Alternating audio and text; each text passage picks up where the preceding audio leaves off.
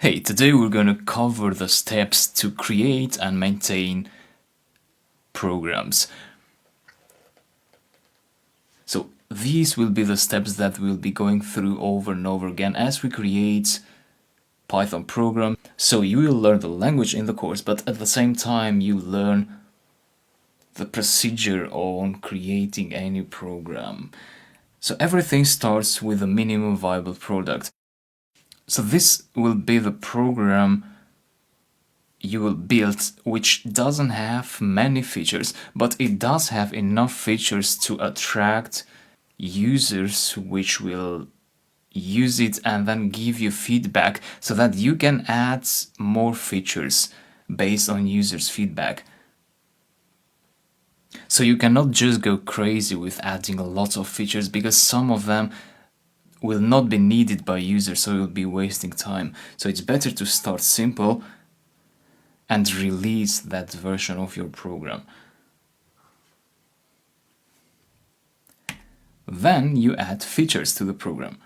For example, in the program we were building, we started by just allowing the user add to-do items and then show them, and then we added an edit feature. So let's suppose that we had released the program to users and then they send us emails or something that they want to be able to edit to-do items. So what we do is we go and add an edit feature.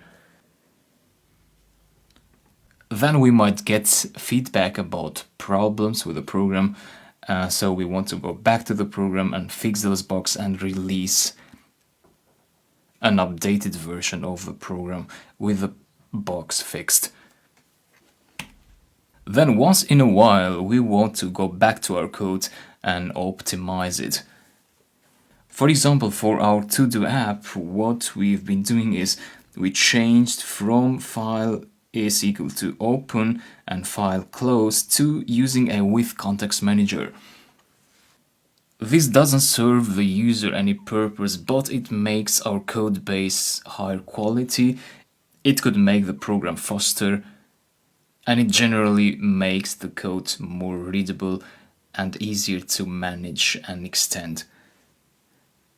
And then again, you want to improve features that you have built before, and then fix bugs again, optimize the code, and those are the three main phases which you go over and over again as you maintain and improve your program.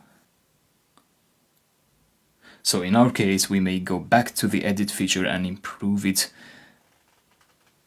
and then we might think of some other code optimization. As we improved this thing, perhaps we found out that some part of the code is not so optimized, so we write that activity down and we do it in the next opportunity we get. Sometimes you might want to give priority to other things. For example, if you have both to optimize the code and you also have to fix the bug, perhaps fixing the bug is more important than optimizing the code. So we'll go through all these phases over and over again through the course, and you'll get better to managing your programs. So thanks a lot, and I'll talk to you later.